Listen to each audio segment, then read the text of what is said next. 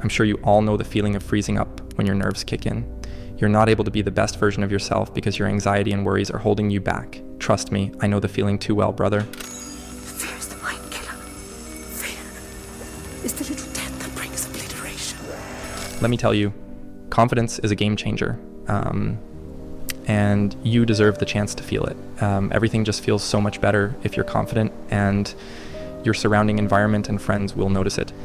There's a few simple choices and perspective hacks you can apply immediately, no matter the situation. And I will tell you in just a second what these hacks are.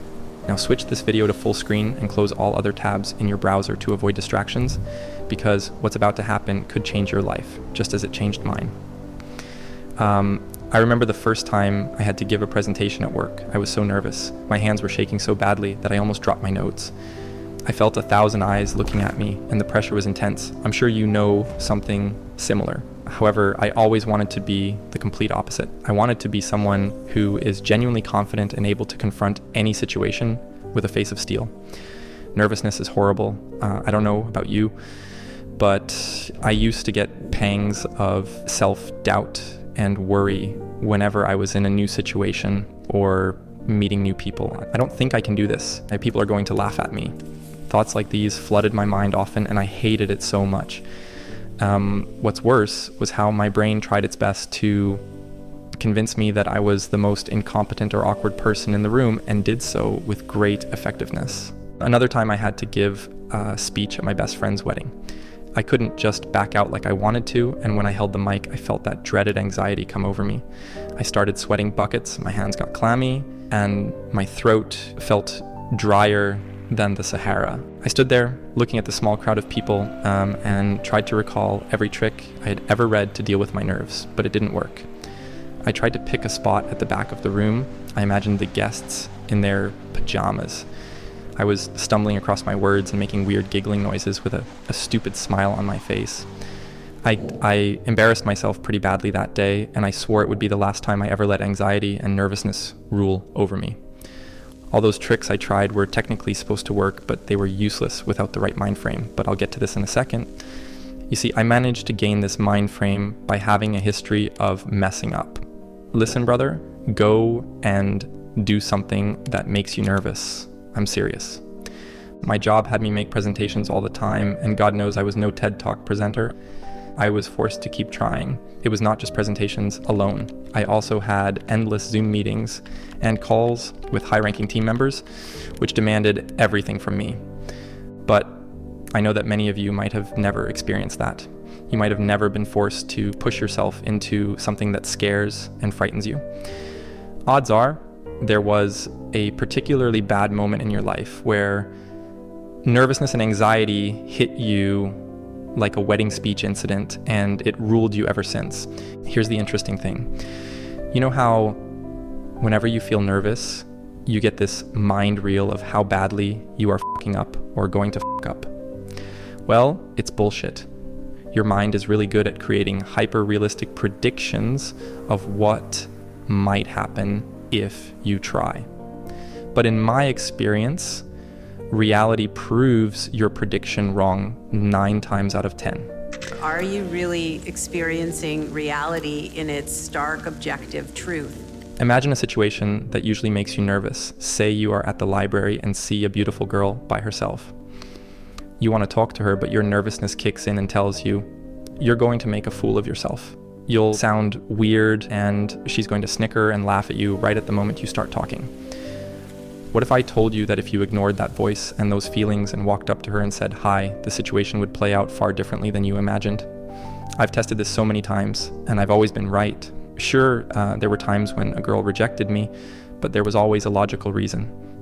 Maybe she had a boyfriend or just got out of a relationship and wanted some time for herself, you know?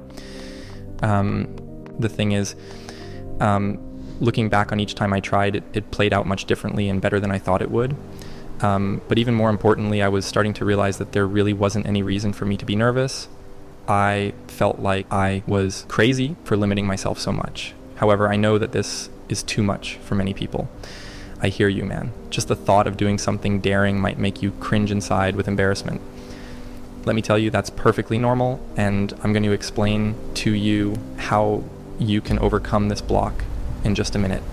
What I'm trying to get at here is that you really need to start questioning the legitimacy of those predictions that your mind likes to give you. At the same time, you have to be realistic, and if nervousness and anxiety have a tight grip on you, what do? Jordan Peterson often talks about lobster fights, and it's a very valid point. The lobster who wins a fight gets more serotonin, becomes more confident in its abilities, and becomes more dominant. But right now, if you haven't had the chance to win a single metaphorical fight, what do? It's simple. You start small. Do you know what I hate about all those self-help gurus and productivity influencers? It's that they almost always focus on the symptoms rather than the cause. Most of the time, it's just super simple, generic advice. And this freaks me out. I've been in your very shoes before, trying to find genuine help, but all I would find online were the usual articles with the same tips I heard 1,000 times before. Be yourself, smile, wear nice clothes, basically flex tape solutions to much more serious problems. Why do you think you struggle with nervousness? Most of the time, it seems to be a combination of issues stemming from self-esteem and insecurity. So you could pay a shrink $120 an hour over several weeks to help you. Or you could get off your feet and be a man of action. Now, it doesn't really matter where your nervousness manifests. It doesn't matter if it's triggered when you try to make friends, talk to girls, or whatever else it is. Your goal is systematic desensitization in small steps. So the next time you're at a restaurant and you want more sauce, rather than staying quiet, see if you can bring yourself to ask for more. If that's too much, go even smaller. Raise the volume of your voice by 20% when talking to a cashier. You feel me? Small things that make you nervous, but which you can actually bring yourself to do. On that note, please share in the comments what small tasks you are thinking of doing right now. I'm sure this will help someone else who is in a similar situation like you. But listen, brother, it's not just about sensitizing yourself to situations that make you anxious. There are 3 other reasons why you should always be pushing yourself. 1, to prove to yourself that the basis of your nervousness is not founded in reality. 2, that your prediction for how others react to you isn't factual. And 3, to discover slowly that you indeed have the ability to develop confidence. When you start to realize these truths, it is honestly the best feeling ever. You start to feel an itch in your mind, and you want to discover the secret to true confidence. For the longest time, I believed that confidence came from being loud, assertive, and dominant. But this wasn't true at all. The best realization I've ever had about confidence was to remember the importance of societal group dynamics. In a group, the person most valued is not the loudest or strongest person. It's the person who contributes the most, and this concept of providing value is deeper and more powerful than it seems. You see, if I kept thinking about myself, whether I was cool or not, then I would still be the same nervous wreck. It was only when I started to get out of my head and out of the me mindset that things really started to change. And then what's happening internally? What are people thinking about me? What are people thinking about me? Am I looking stupid? Am I looking foolish? Geez, I'm awkward. I hate being here. Man, I'm sweating too much. It's all internalized, right? It's all self-focused. And one of the most powerful ways you can turn your nervousness around is to reverse your mind frame. So what did I do? I started to be concerned about other people instead of worrying about what they thought about me. Were they having a good time? What could I do to make their day better? Believe me, when your mind switches into this mode, those feelings of restlessness, nervousness, and inadequacy melt away. And it's amazing how cathartic it feels. Of course, I didn't have this realization overnight. In fact, it took me years to make this switch, where I genuinely cared about others. It took time for me to understand that I was part of a larger social dynamic, and when that happened, I was no longer the center of attention in my own mind. There was no longer a spotlight on me, and that was so liberating. And you know the best part about all this? It's that I wasn't just more confident. I was also more authentic with people.